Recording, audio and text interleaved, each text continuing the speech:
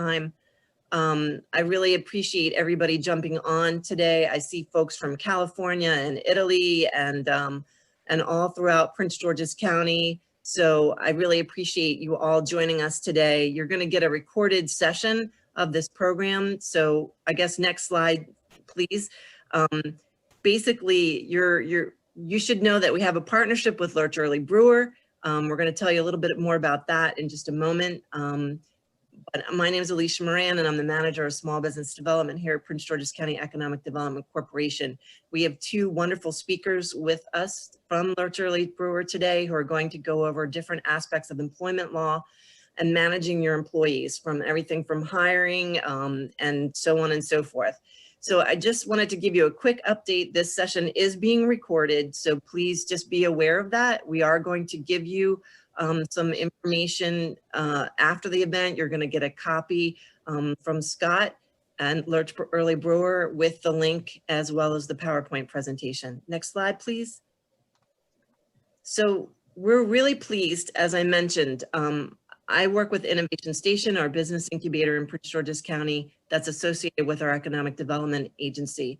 And we were pleased to partner with Lerch Early Brewer, a law firm with an extensive and wide range of experience and expertise to assist companies. We've done sessions on buying and selling a business. We did a session on company formation, and now we're going to be addressing managing employees. And in February, we're going to be doing a session on contracts and different contract law aspects, as well as maybe some aspects of some other areas, whether that's, landlord contract agreements, etc. So just know that this has been a really tremendous resource to our Economic Development Agency. And in addition to providing these types of programs, there are also some open hours that we have been able to work with Lerch Early Brewer to actually assist our companies one-on-one. So next slide, please. Again, that's me. My email's on there. You all, I'll put it in the chat as well if you should need to reach me. Next slide, please. Go ahead, Scott, to the next slide. There you go. So small business services. So basically we provide a host of small business services, everything from training and workshops like you're having today to accessing finances. So you may be a startup, you may need angel money. We may connect you to Dingman Angels. You may need a bank loan. You may be looking to expand your business or start your business, or whatever else it may be. If you're in need of financing to buy equipment, etc., we would connect you to different financing resources. We work in partnership with a host of resource partners, which you'll see shortly. Innovation Station is our collaborative co-working space. You can see behind me our environment. This is our open co-working area. To Innovation Station, we have small office suites, small and large office suites, as well as a remote situation. So if you're looking to have a virtual tenancy with us, we're here to help you and help you get to the next step. We have connections to other incubators and accelerators throughout and innovation hubs throughout the county, as well as across the state of Maryland. We work with companies that are trying to select a site, or maybe you need permit assistance. Say you're trying to get your use and occupancy permit and you have a question or you've gotten stuck somewhere. We'll work with the permitting department along with our partners over there. We also will work with you to help you identify possible locations for your business. We provide connections to international experts and industry expertise, and we offer coaching, counseling, and other assistance. So just know that, whether you're in Prince George's County or Montgomery County or Anne Arundel County, every county has an economic development agency. We try to work collaboratively to help our businesses. We know many businesses may have more than one location, so you may have, an operation in multiple counties. And so we're here to assist you. Next slide, please. So again, this is just some of the small business resources that we may connect you to. So whether you're trying to do government contracting and you need to get certification for MBE certification, or whether you're trying to register your business, or whether, again, you're looking to get financing, we can work with you wherever you are in the spectrum. We also work with small companies and have, again, SCORE is one of our key partners, and we work with them closely. Next slide, please. So Innovation Station, our incubator, is all about supporting our economic development mission of job creation, business retention, business expansion, and business attraction. And as I mentioned, we do have some international companies in our business incubator because it is an international soft landing pad. Next slide, please. So we have a host of programs that are out there to help small businesses. I'd point you to two right now.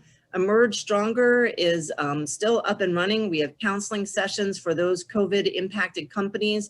You can go to emergestrongerpgc.com and register for a counseling session from 1 to 4 on Monday. You get seen with 6 counselors and you. And so people have finance, marketing, business operation experience, and it's really about trying to help you succeed. The Buy Prince George's campaign is a campaign that we put together with our partners in the county to support local businesses and to have you buy from local businesses. We also have a Spanish speaker on our team who deals specifically with our Latino community. We have Takeout Tuesdays, which is a feature of local restaurants. Next slide, please.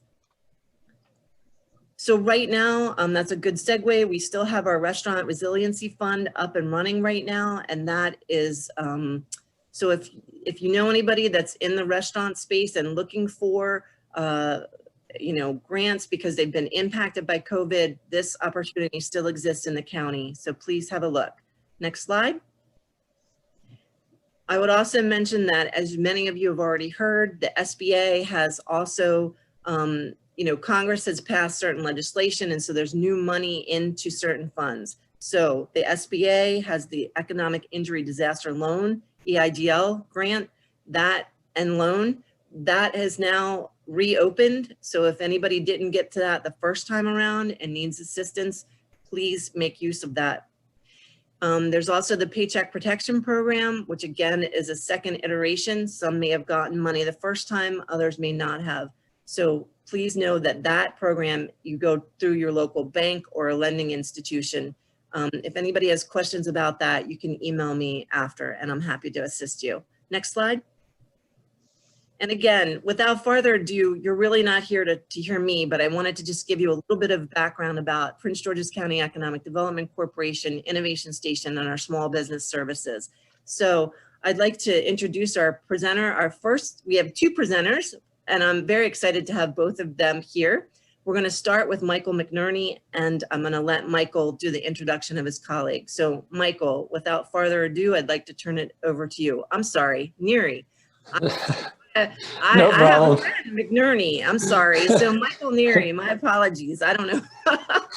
I just make you Irish. Yeah, that's fine. I'm Irish through and through, so appreciate it. Okay. Thank you, Alicia, Okay. and good afternoon, everybody. Thank you all for joining us. My colleague, Nida Kanwal, and I are delighted to spend this time with you today. Frequently in our practices, we start working with young companies when the first sign of employee trouble arises.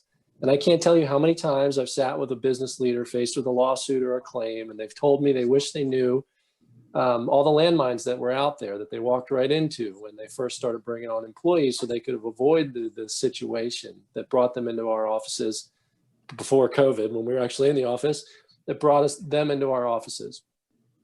So our hope is that this presentation today will help you understand what some of the landmines that you should avoid or how to manage as you bring employees on and you ramp up and hire, and to help you manage, your biggest asset, but also your biggest liability, your employees. A bit of a roadmap here for what's going to happen today. Next slide. I'll talk briefly about the hiring process, how to bring employees on board lawfully, and how to document the terms of employment. And I'll then turn things over to Nida, who will provide some best practices for your employment policies and touch on the tricky employee independent contractor issue that many small startup businesses face, and discuss ways to protect your intellectual property and trade secrets. I'll then finish things off with a discussion of workplace health and safety issues, which has been all the more important recently with COVID-19 and the related issues surrounding that. And then to discuss briefly some insurance considerations you should take into account, and also some employee benefit issues. As we go along, feel free to use the chat or the raise hand button. We'll try to address questions along the way. We're happy to have a conversation if that's more helpful. Or, you know, if we can't fit in the answers, we'll work them in towards the end, as there'll be a question and answer session. So first, starting off with the hiring process and the accompanying risks. Just kind of talk about, when you're talking about hiring, you really think about the beginning to the end. You know, the first step in that process is traditionally you identify a need. You figure out that you've got some task that you need to bring somebody along to do. You advertise for the position, you receive applications, you screen the applications, you bring in your top candidates for an interview, you check references, and you hire them. What could go wrong, right? Well, unfortunately, at every step of the way, there's liability risks. You could have, you know, you could have a discrimination claim arise just based on the advertisement that you put out there. So you really need to be mindful of the risks associated with each stage of the hiring process. Typically, the biggest risks that I see are discrimination, retaliation risks. So there's multiple laws, federal, state, and local, that prohibit employment decisions from being made based on race, gender, disability, age, family status, marital status, and the list goes on, and it seems to grow every year. There's also liability that can arise from asking about someone's salary history. In Maryland, you can't ask about someone's salary history now. That's a new law that went into effect late last year. And there's liability that can arise from improperly checking someone's criminal background history. And also self-medicating, looking on social media to screen out applicants can also create liability. So how do you minimize the risk?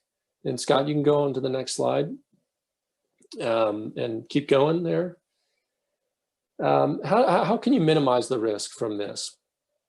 I think first and foremost, what you want to do is you want to really think through the position that you're hiring for. You'd want to set forth and figure out what are the essential functions of this job? What are the main duties of this job? Why are you hiring somebody, and what are they going to do? You want to write that down in a job description. And if there's any physical limitations, you want to put those in the job descriptions as well. And it's very important to have that documented, because if an employee claim is filed later, if someone says, I didn't get the job for discriminatory reasons, it could be months before you even learn about that. It could be many months in some circumstances. So you need to be able to document along the way to justify your hiring decisions. And if you have a written job description, the criteria you use to select your candidate will be helpful to defend against a claim if it is filed. If someone says it was a discriminatory reason, you discriminated against me because of my disability, you didn't hire me for the job, you can point to a job description if there are physical requirements that the individual was not qualified for, even without some sort of an accommodation. That's a justifiable employment decision. You want to set salary ranges for your positions in advance. This helps minimize the chance that when you do bring somebody on board, you will have inadvertently paid a man more than a woman. It will also help you in your negotiating process, so you can make concessions where appropriate in line with your hiring criteria or your salary range. It's also a new requirement in the Maryland salary history ban. Look at your employment applications to the extent they're using them to make sure that they're not asking about criminal history. You don't want to ask about criminal history until at least the initial interview. When you have an interview with the candidate, after that, in most jurisdictions in Maryland, you can start inquiring about criminal history. In Montgomery County, they've passed a recent law indicating you can't ask about criminal history until you make a conditional job offer. And I think the biggest thing people can get in trouble with is the interview itself. Most places don't really understand that you want to have a structured interview process to minimize legal risk. You don't want to just have an interviewer go in there and wing it. And I see this even in my own law firm when we interview candidates. It's human nature to want to engage in a conversation and start talking about all manner of a person's personal life. If you start asking questions about family responsibility, about someone's religion or national origin, you can find yourself in creating a circumstance where an individual who doesn't get the job might look back and say, you know, that was really weird. That person was asking me all about my faith or asking me all about where I came from. And maybe that's why I didn't get this job. I know I'm super qualified. So you want to be training your interviewers on the fact that there are legal risks. I would recommend you have a set standard of questions that you ask each candidate. That will prevent ad-libbing during the interview process. You want to focus your questions on work history, the candidate's strengths and weaknesses, prior work challenges, how they overcame those challenges, what they learned from past failures, focusing really on their educational and work history are good, and really trying to determine what my colleague calls grit. You want those candidates who are going to overcome challenges and not shrink from them. And my final kind of piece of advice to minimize risk during the hiring process is you want to be able to explain why you picked one candidate over the other. Because again, those employment claims could come much later down the road. So for instance, if you selected candidate A over candidate B, and candidate A had superior credentials on paper, you can justify that pretty easily later. But what if you liked candidate B and they had lesser credentials? Maybe they had a lower GPA, or they had less work history, or they didn't go to such a fancy school. Why did you pick B over A? It might be hard to explain that later if A filed a claim of discrimination.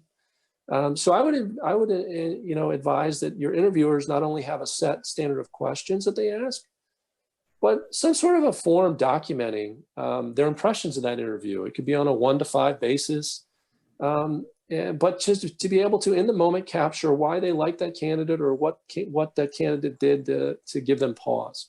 And that will well position you if you do find yourself in the unfortunate circumstance of having an employment claim filed later. So just briefly, you find your candidate, you want to bring them on board. And if this is your new hire, your first new hire, the next slide will really talk about kind of some items that you probably might not have thought about. If you've already got employees, this might be old hat for you, but you need to be registering. You need to have an employer identification number with the IRS. You need to be collecting tax forms from the individuals that you're bringing on, the W-4 form from the federal level and the state forms. And importantly, you need to be registering with the Maryland New Hire Registry. This is an actual website you can go to and log on your new hires. And the state captures that information because there are potential child support obligations that could come about that you as an employer would have to withhold from pay. Similarly, they want that information for workers' compensation issues and unemployment insurance issues that we'll talk about a bit later. But just wanted to flag that you need to be actually telling the state when you're bringing on somebody new or you're rehiring somebody. There is also some immigration considerations that you need to be mindful of. Employees have to be lawfully allowed to work in the country, and you identify that through the I-9 process. You want to have your employees fill out the I-9 paperwork appropriately, and you want to keep and capture the supporting documentation. This is a hot area of audits, so you want to start good practices now, because the bigger you get, the greater risk of an audit. So you want to capture the I-9 and copies of the documents. And if you're looking to hire foreign workers, you really should consider consulting with immigration counsel. We're not immigration lawyers here at Lerch Early, but we have strong relationships with immigration lawyers that specialize in the area, and we can make referrals as needed. But bringing on foreign workers is a really complicated area. You need to make sure that you're doing it right and you're getting the proper documentation in place. And a good immigration counsel can help advise you along the way. And so once you've kind of jumped through all these hurdles, you found your candidate, you've got the appropriate paperwork, how are you going to document this with your workers? I'm handling a case right now where an employee was brought on board and they didn't document it, and the employee thought they were going to get $15 an hour when the employer thought they were only offering them $12 an hour. And this is now a regulatory matter before the state of Maryland. And it's a costly matter. And I asked the first question, I said, well, can I see the offer letter? Can I see the contract? Oh, we don't have that, Mike. Sorry about that. We're fine, right? Well, yeah, who's going to tell the story that it was a $15 an hour position? Oh, well, that person's no longer with us anymore. Now it's becoming a lot harder to defend that case. So you need to document what the terms and conditions of the job are. And you can do that in one of two ways. You can have an offer letter, which most employees have, or you can have a contract. Typically, contracts are for higher level, high skill employees who are in high demand. And an offer letter is for most other people. The key to an offer letter is you want to make sure that you're having an at-will employment arrangement, meaning you can fire them for any lawful reason. Or they can leave you for any reason. They can take another job at any time. But you don't want to be committing to them for a set period of time, because then you can only fire the individual for cause. So in your offer letter, you also want to set forth compensation. You want to set the rate of pay. You want to decide whether this position is exempt or non-exempt. That means whether they're entitled to overtime or not. And Nida will talk about that further. But it needs to go in your offer letter. You need to make that decision on the front end. And you need to tell them about it in your offer letter. You want to set forth your pay days, what the duties of the position are, who they're going to report to, what their hours are going to be, and what the start date is. And if there's any benefits you're going to provide, you want to put that in the offer letter as well. But you want to be mindful that you don't want to make promises. You want to reserve the right to change benefits later. And finally, if there's any conditions to the offer, you want to put those in your offer letter. For instance, you can't hire them if they're not authorized to work in the United States. So you want to condition the offer on satisfactorily completing the I-9. Or if there's any background checks, you want to say that they have to satisfactorily complete that as well.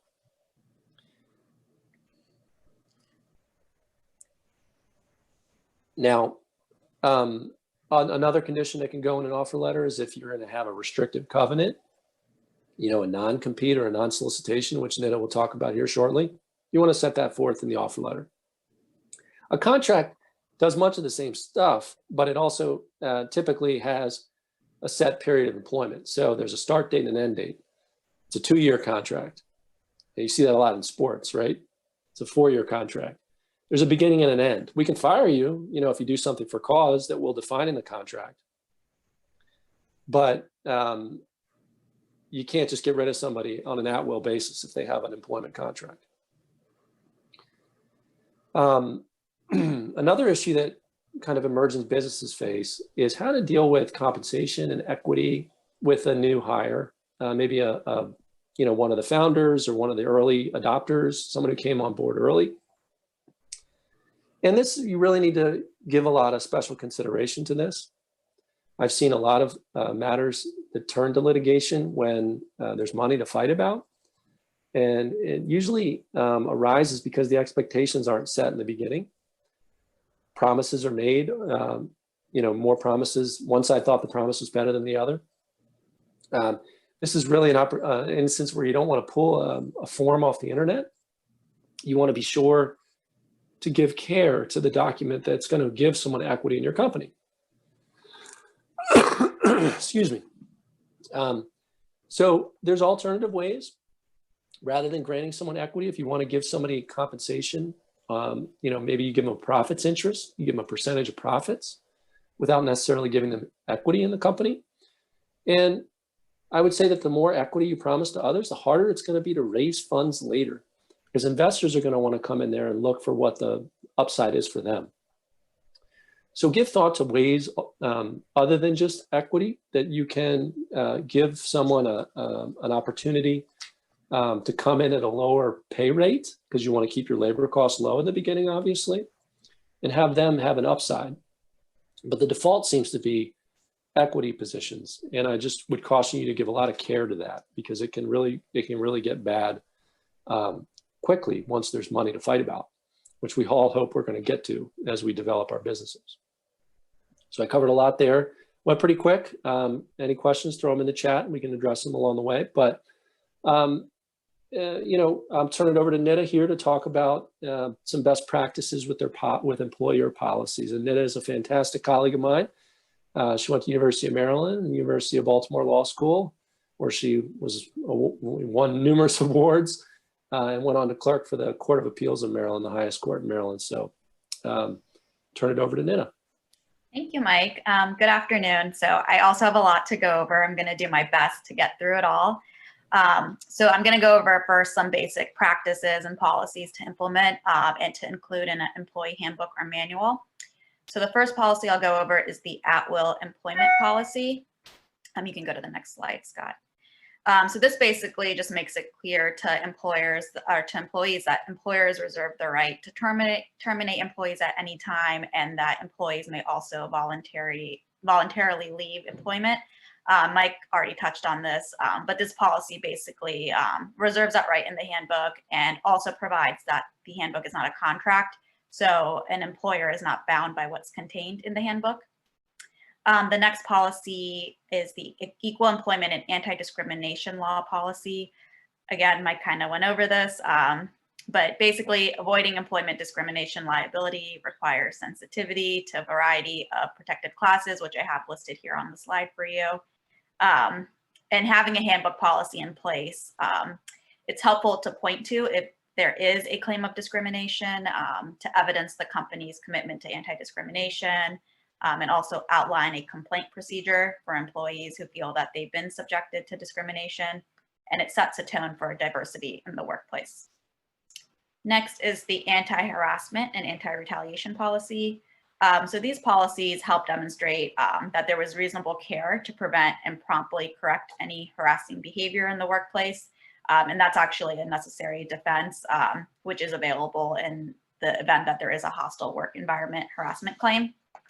And many state and federal statutes regulating the employment relationship also prohibit employee or employer retaliation, which basically means taking adverse action against an employee who's engaging in some type of protected activity, such as making like an internal complaint or filing charges or a lawsuit. And employees with a good faith belief in making their complaint can prevail in these types of retaliation claims, even if their underlying complaint is meritless. So for these reasons, businesses should consider implementing a strong anti-retaliation policy, communicating that to all of its employees, and training employees, particularly supervisors, on the meaning and impact of that policy. Next is disability and religious accommodation policies. So the ADA, which is the Americans with Disabilities Act, it prohibits employers from discriminating against qualified individuals because of their disability. And it requires employers to provide a reasonable accommodation to an individual with a disability, unless it would pose some type of undue hardship to the business. And once an employee requests an accommodation for a disability, the employer is required to engage in an interactive process with that individual, and has to provide that accommodation, unless, of course, as I mentioned, there's an undue hardship. An employer should consider implementing this policy because it communicates the employer's commitment to the ADA or an applicable state law, and it informs employees of their right to request accommodations. And then businesses are also required to provide employees with a reasonable religious accommodation under Title VII. And employers should consider implementing this type of religious accommodation policy to create uniform standards and procedures for responding to requests for accommodation. Next is the sick leave, holiday, vacation, and paid time off policy. So private employers are typically not required by federal law to provide employees with paid holidays, vacation, or sick days. though many employers choose to do so anyway. However, there are state and local sick and safe leave laws, as well as a sick and safe leave law for federal contractors, which require employers to provide employees with protected leave for the various covered purposes under those laws. But if any type of leave is offered, employers should have a policy in place to inform employees of the designated paid holidays, the number of vacation and sick days, and how that time accrues, the policy for requesting time off, and notifying the employer if the employee needs to take the time off, whether vacation or sick time can be carried over to the next year, and whether the employee is going to pay out the leave at separation of employment. And some employers also choose to provide one paid time off PTO policy that can be used for multiple reasons: vacation, sick time, etc. Next is the family and medical leave policy. So under the FMLA, which is the Family and Medical Leave Act, employers with 50 or more employees have to offer unpaid family or medical leave to eligible employees for the various purposes that I have listed out here on the slide for you. But in order to be eligible to take the leave under the FMLA, an employee has to be working for a covered employer for 1,250 hours during the previous 12-month prior to taking the leave. They have to work at a location where 50 or more employees work, or at a location within 75 miles of that workplace. And for most purposes, FMLA leave extends for up to 12 weeks during an employer-specified 12-month period. But for leave to take care of a family member under military purposes is up to 26 weeks. Next is the social media, internet, email monitoring, and bring your own device policies. So some employers conduct electronic monitoring and surveillance of their employees to protect against employee misconduct, manage productivity, and increase workplace safety.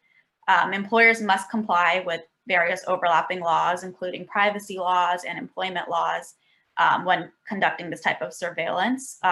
So to limit the liability, employers should enact a strong policy and consistently adhere to it.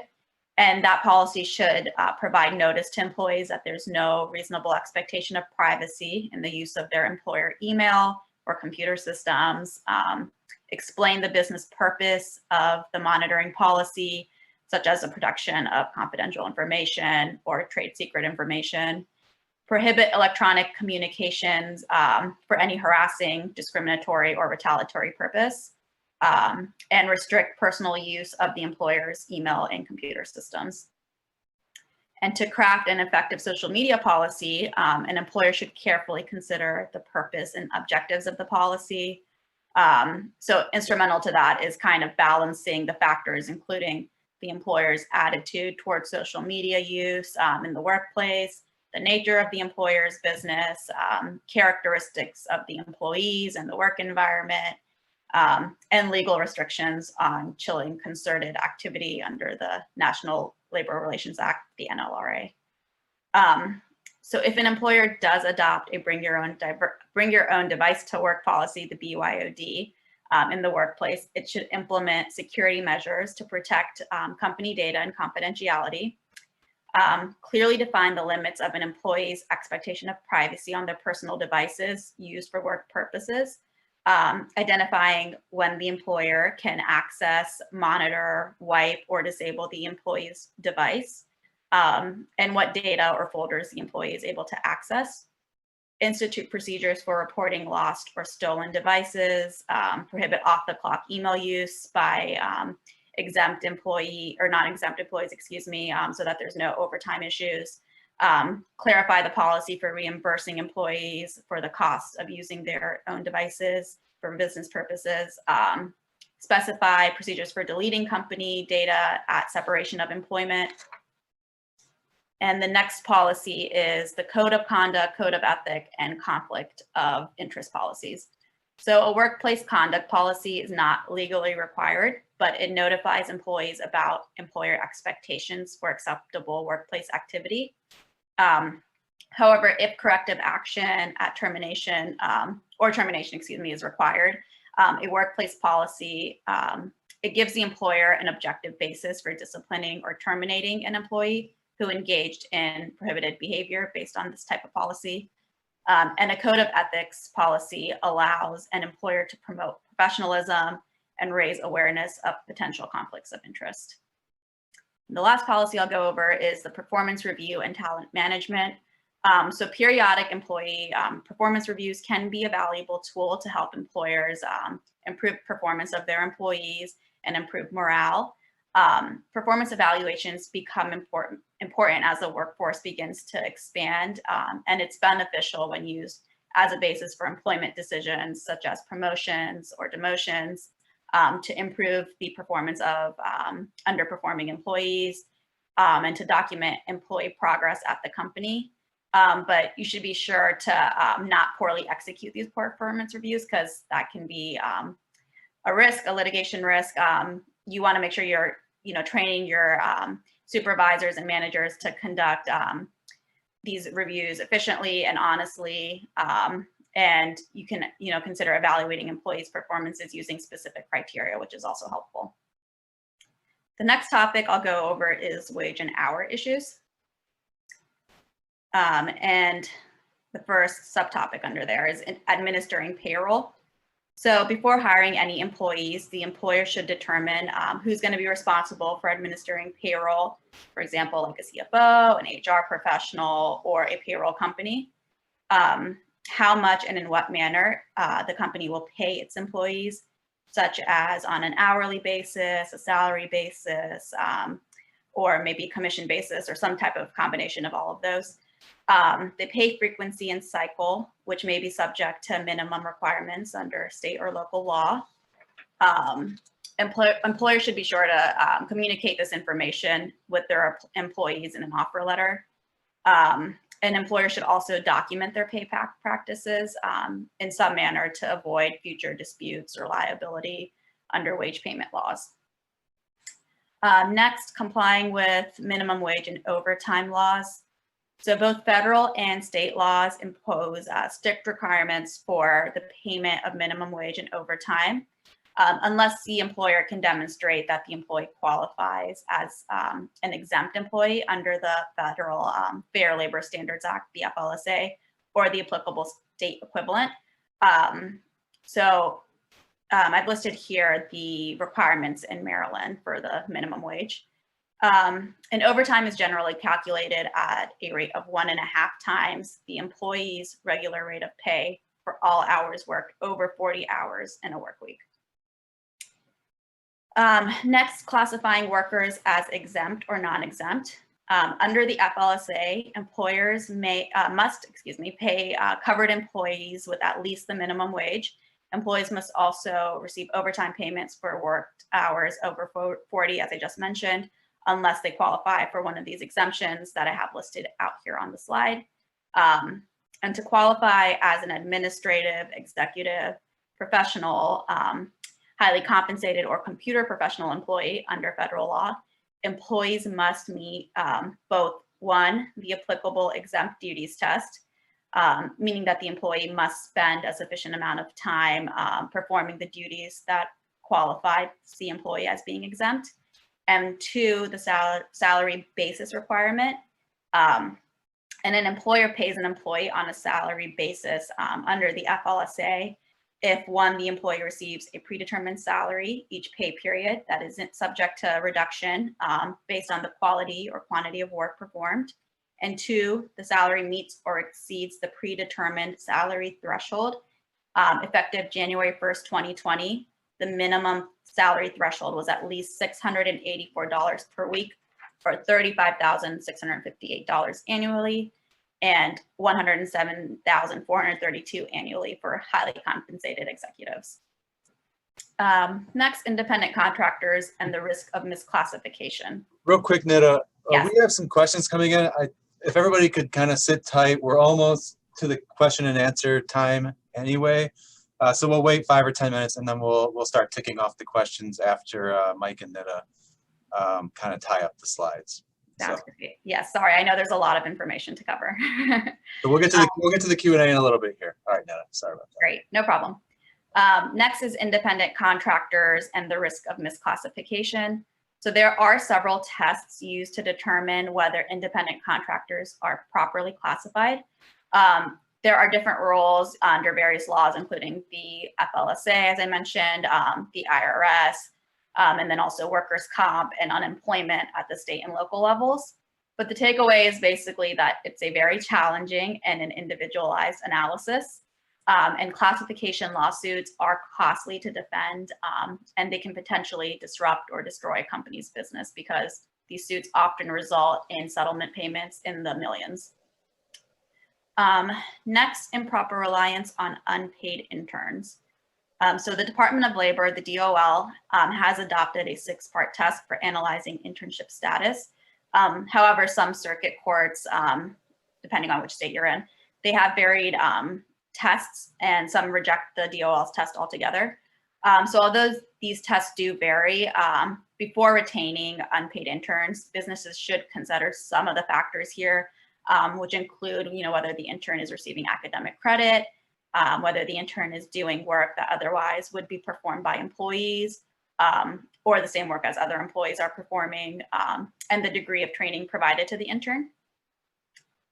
So the next topic I'll cover is protecting intellectual property and goodwill. So businesses invest significant resources in developing proprietary products and services, marketing strategies, customer goodwill. And to protect these assets, employers should explore various mechanisms, including requiring employees to sign agreements governing confidentiality, non-solicitation, and non-competition. So the first one is confidentiality and proprietary rights agreements. Go to the next slide. Many employers require their employees to sign confidentiality and proprietary rights agreements to protect their valuable confidential information and also their intellectual property assets, including trade secrets from disclosure or misuse by an employee.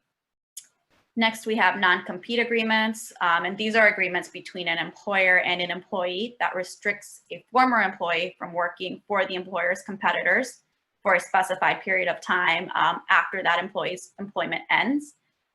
Non-competes can be a useful tool to protect employers' corporate assets, such as trade secrets and goodwill. I should mention that in Maryland and in Virginia, there has been recent legislation which prohibits non-compete agreements for low-wage workers. And for Maryland, that applies to workers with wages equal to or less than $15 per hour or $31,200 annually.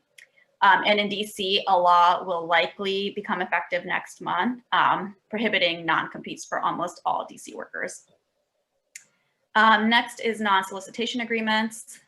So a non-solicitation agreement that basically prohibits an employee either during or after employment or both from approaching the employer's other employees, clients, customers, vendors, or business partners to attempt to hire them, retain them, or create contractual relationships with them.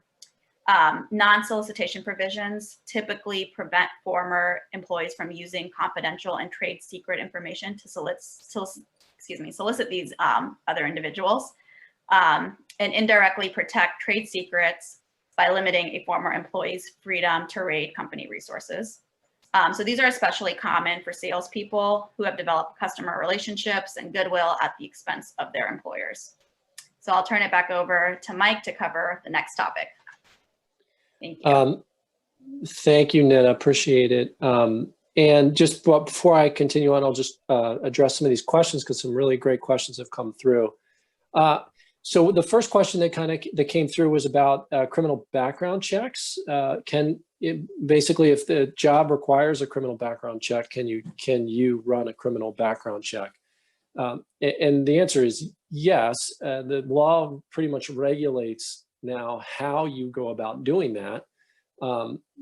For instance, I mentioned earlier that you can't ask about criminal history until after you've had that initial contact, that initial interview with a candidate. And also, there's certain things that you cannot take into account from someone's criminal history. And so, for instance, charges, we never recommend taking into account charges alone, making an employment decision based on that, because it can lead to discrimination liability. So you really want to focus on the underlying facts. But the long and short of it is you can run someone's criminal background check, but you got to kind of follow the rules that the governments have set up along the way. Which leads to one of the broader questions in here, which is, given all the depressing news we're giving you here this morning, and there's all these regulatory burdens, how is a small business with limited resources supposed to, handle this? And what do we recommend? Well, I think you guys are all doing the right thing here, coming to this program.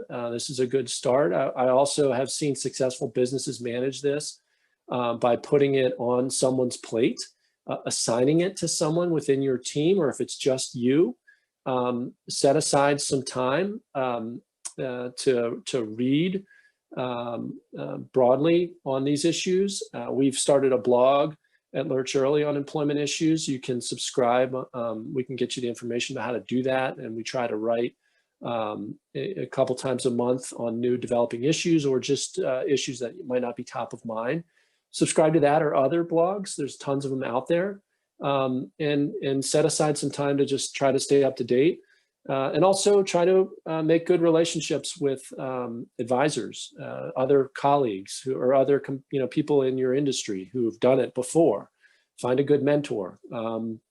And or link up with a lawyer who's willing to have a dialogue on these issues, that's willing to answer the phone without running the meter, just to kind of say, okay, this is an issue you need to focus on, which is a good thing to have as you grow. Someone asked for a little bit more about the 1099 employer question, which Nida touched on, pros and cons. There's a million tests out there about how to get it right. And basically it all comes back to control. In my view, if you're controlling the day-to-day of an individual, they're an employee. And if they can't go out and work somewhere else, or they can't, provide their service somewhere else, if they're not in there for the profit and loss like you are, they're in to punch a clock and earn a fee, they're an employee. And should be treated that way. Now, I get pushback all the time when I'm advising a company with 1 or 2 employees, who they've characterized as a contractor. Yeah, Mike, it's all well and good that you're going to tell me by the book, this is how you do it. But if I do it that way, I can't run this business. And I get it, right? You look at your Ubers and all these food delivery companies, they wouldn't exist if they couldn't do it as contractor basis. And they've actually, they're being sued all the time over the issue, and they've got the resources to fight it, and they're losing some of these cases along the way. But, I would say as you build your foundation, you want to be doing it right. And if you look at the issue and you're not doing it right, as you grow, it needs to be higher up on your priority list to change and get it right, because you're a bigger target as you continue to grow. So those are my 2 cents on that tricky issue. Somebody had a detailed question about not being able to ask health information during the interview process, and leading to 2 candidates that have caused a lot of trouble and cost. And how can they avoid that in the future? I recommend that when you have hires that haven't worked out or that have caused challenges, and also when you have hires that are knocking it out of the park, you need to stop and think, how did it go right and how did it go wrong? What did I ask during the process of the candidate that knocked it out of the park that I really should be asking for everybody? Or what intrigued me about that candidate that I should be asking about everyone? And try to continue to refine your interview questions, because you can't come out and ask those difficult questions about someone's mental health issues or physical limitations. That's just going to get you in a world of hot water. But there are questions that maybe you can come up with that would elicit whether this candidate is going to succeed or not. And so that's really my best advice on that, to continue to look at your organization and look how you're prospering or where your pitfalls are and learn from them.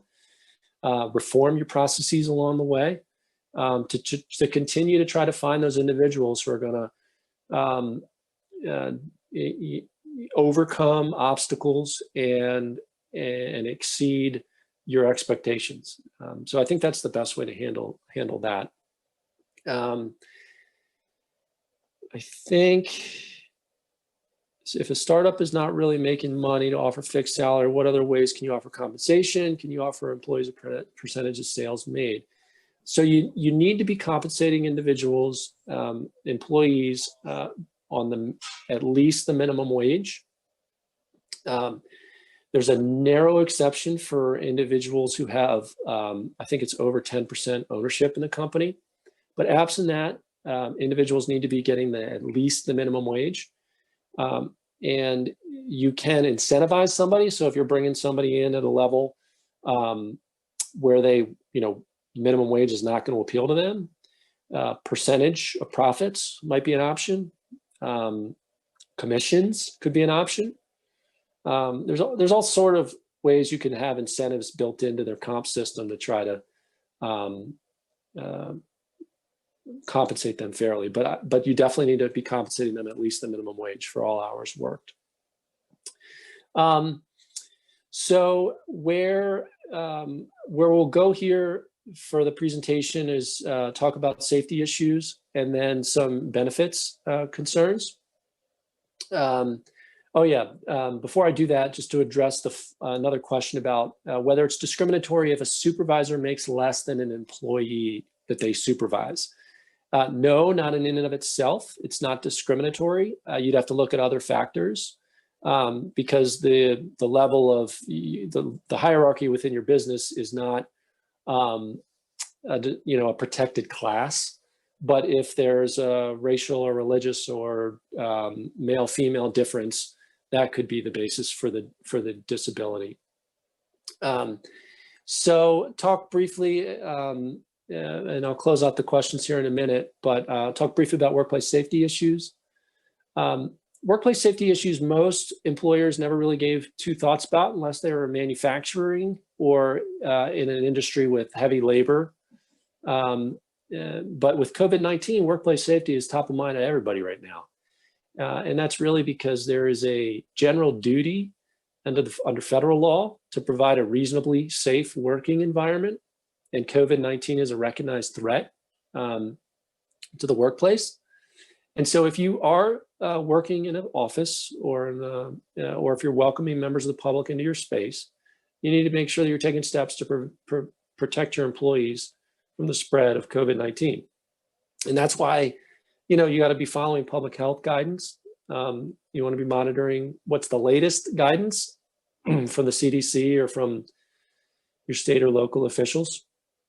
And continue to follow that guidance until you're told otherwise. Masking, social distancing, enhanced cleaning, all the stuff you've heard since March.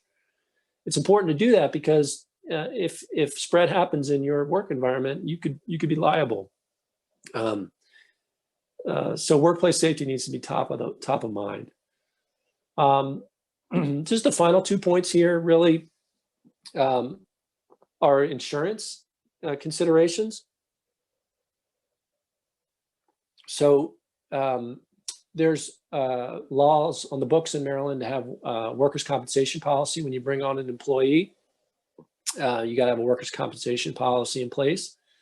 You're going to pay into the unemployment system, but then you got to protect yourselves. Like those protect your employees. Workers' comp protects you because it insulates and protects you from claims if someone's injured on the job. Those claims go through the workers' compensation system. But you want to be thinking about directors and officers liability coverage. If you have employees, as you grow, you certainly want to start thinking about an employment practices liability coverage because a general directors and officers policy or a general liability policy is not going to cover an employment claim. You usually have to buy an additional product.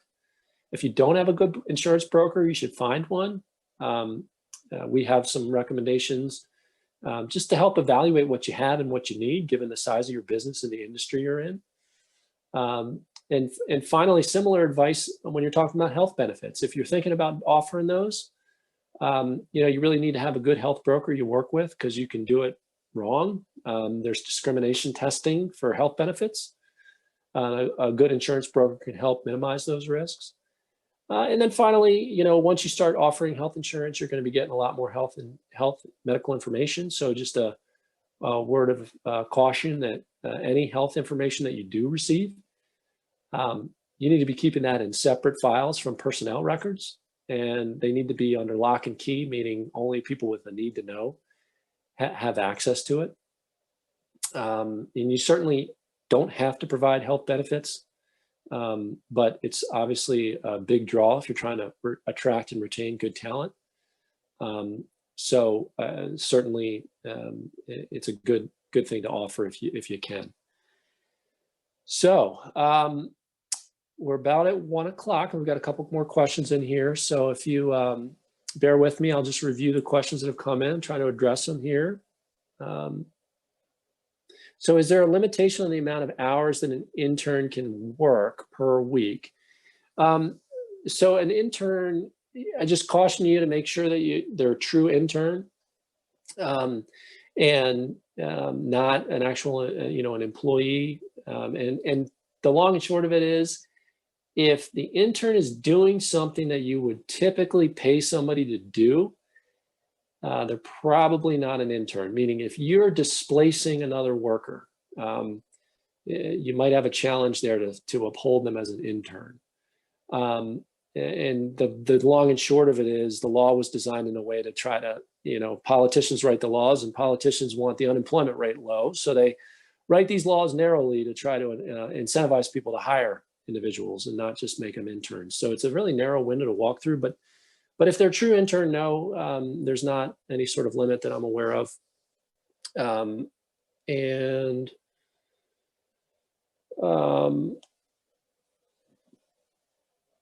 Discount insurance brokers or online HR services to manage your staff. Certainly, there's a lot of good products out there. There's some bad ones as well. I would do your due diligence if you're going to be considering a discount insurance broker or an HR service online. Just check references, ask to speak to some folks that have used them. I made this mistake once with moving company. I checked the first page of Google and it came back to bite me. So if you're doing your due diligence, make sure you get to the, far down the list of the Google page results, because you might get the true story. But certainly there's a lot of options out there to try to help you manage all the challenges that we've kind of flagged for you here this morning. And just make sure that you do your due diligence. So that is all we have here this morning. If there's any questions now, you can certainly unmute, or you can throw them through the chat. I know people probably might have to check out. That's fine, but we can certainly hang around for a little bit and answer questions as they come up.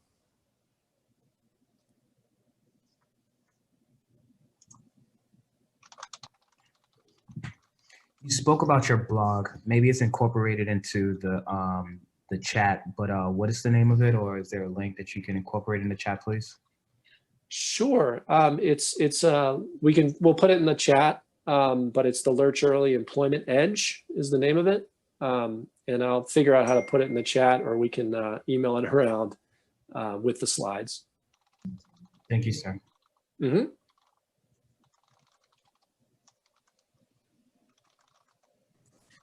This has been a great program. So just remember, this is your opportunity, everybody. You have a couple lawyers in front of you, able to kind of answer some questions. So if you have any additional questions, please chime in. Just either send along in the chat or otherwise. Marilyn? Okay. At what point in the hiring process can you ask questions about someone's health status? I've had employees who were diabetic, and we, worked with them to make sure that we knew what to watch for if they were starting to get sick and who to call and that sort of a thing. It's but with mental health issues, it's somewhat different. And how do you go about doing that, or asking that kind of question that would lead to an answer so that you know how to best deal with the kinds of situations that could arise? Great question. I think it starts with your job description and making sure that any physical limitations are identified in there so that individuals have an opportunity to ask for accommodations along the way. During the hiring process, unless there is a specific articulable physical requirement or mental requirement, I'm thinking, intelligence type positions, maybe if you're a federal contractor in the intelligence space, or if you're a firefighter or things like that. Those are physical requirements of a job where you can have testing, perform, physical testing.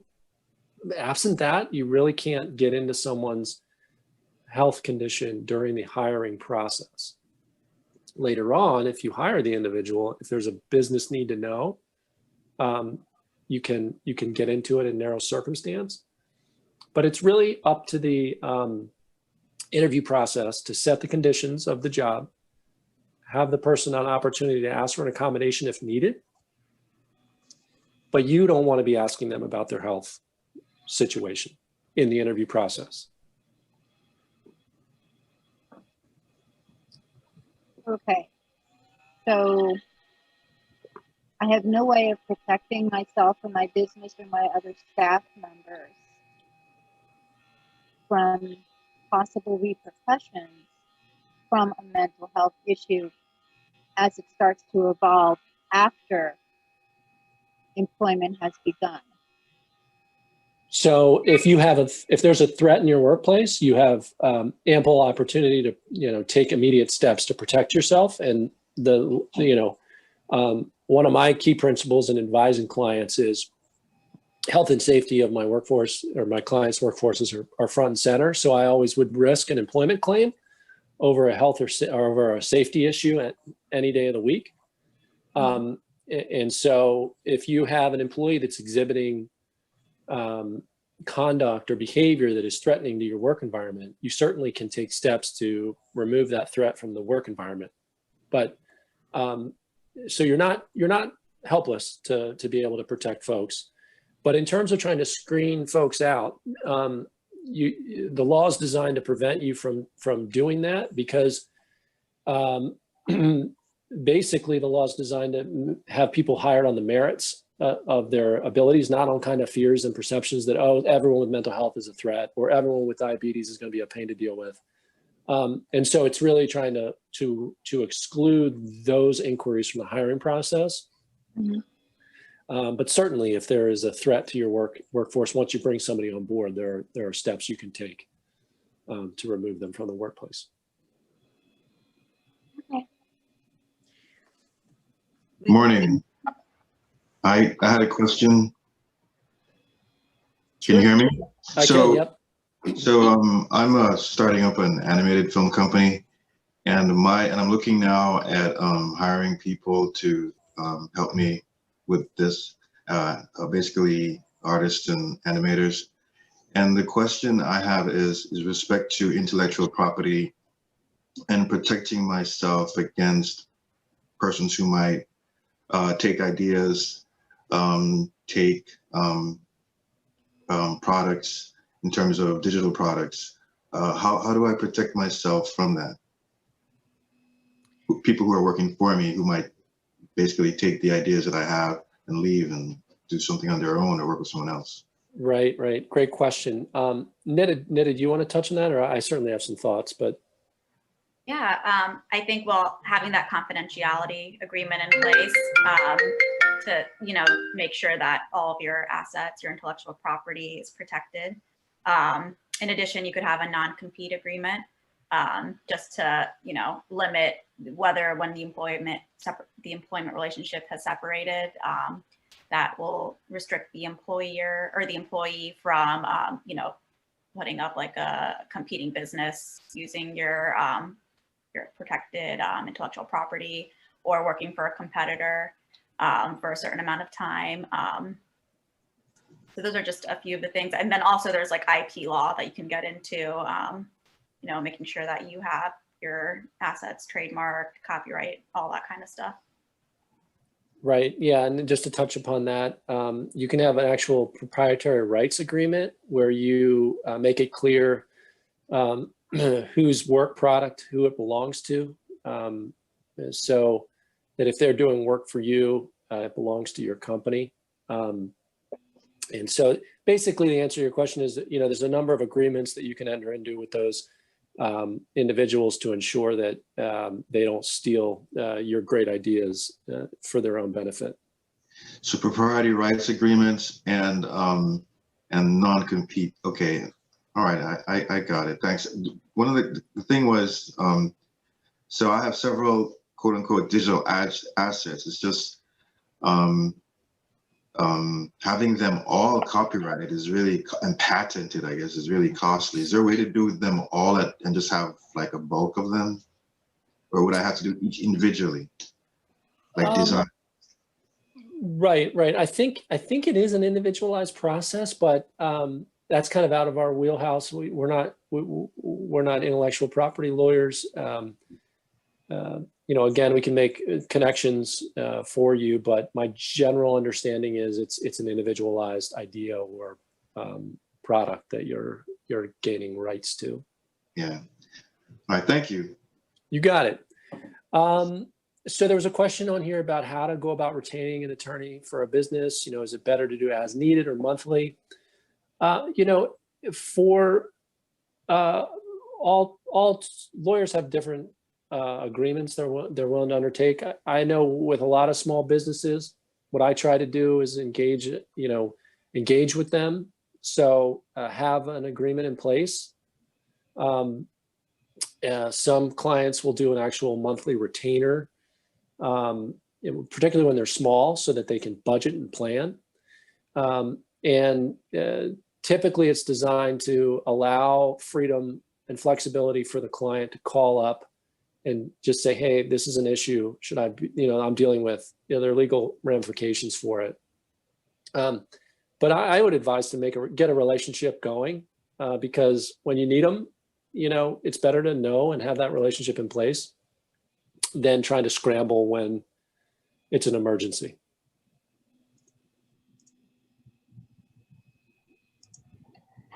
Sir, just wanted to circle back on Pamela's earlier question in regards to the pros and cons about 1099 versus salary, and was hoping, do you mind if we just kind of go a little deeper into that?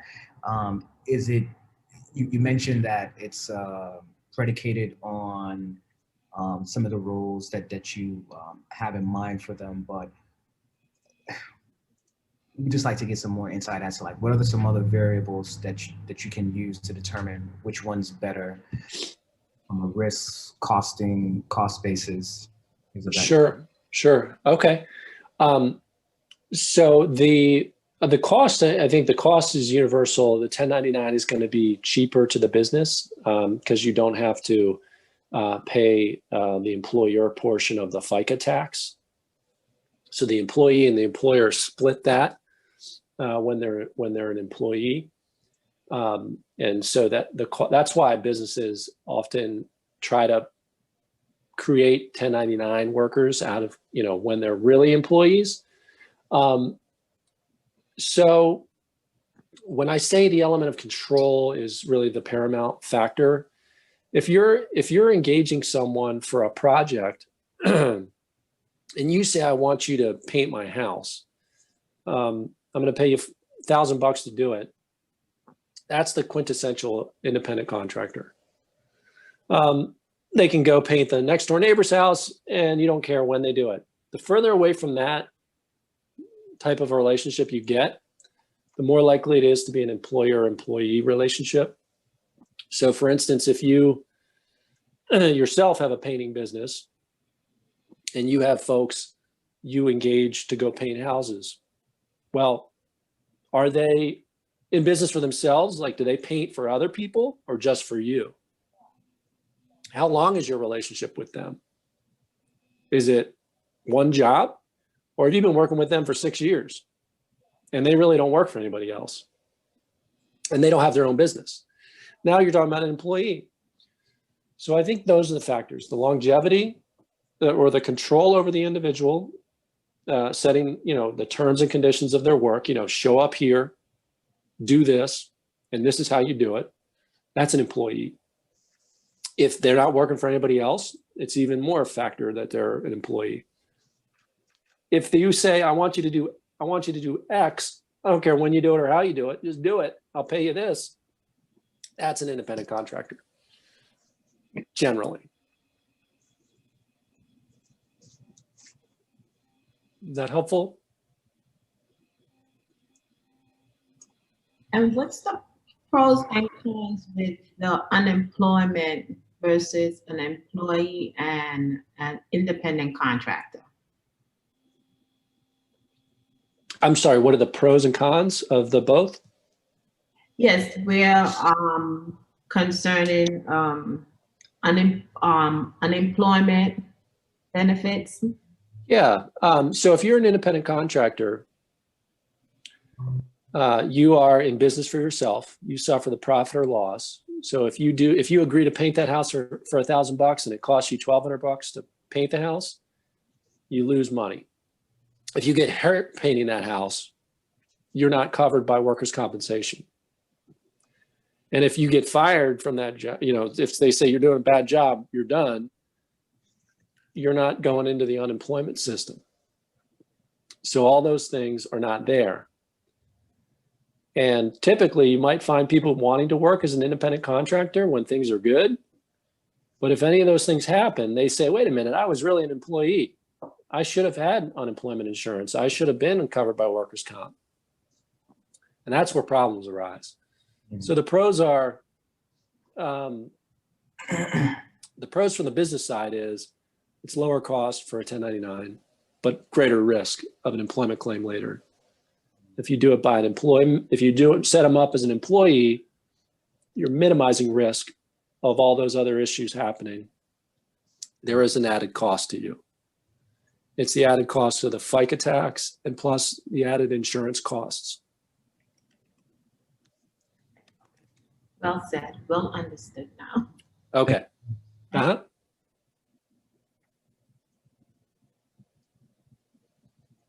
Okay. All right. I don't see any other questions coming through. If there are, feel free to reach out either now or later. Nida and I can be a resource if there are questions. Feel free to reach out. Thank you so much, everybody, for joining. Yep. We want to thank Lerch Early Brewer for putting this together with us at Prince George's County Economic Development Corporation, and just remind everybody that we'll be doing a next session in February related to contract and contract law. And you see the little disclaimer there at the end, so I'll let you all read through the disclaimer. But just know that if you have specific questions or specific situation, you're best to get specific guidance related to your actual situation. So thanks so much, everybody. Take care, and hopefully we'll see you again next time. We appreciate you being here. Take care, everybody. Thank you. Thank you.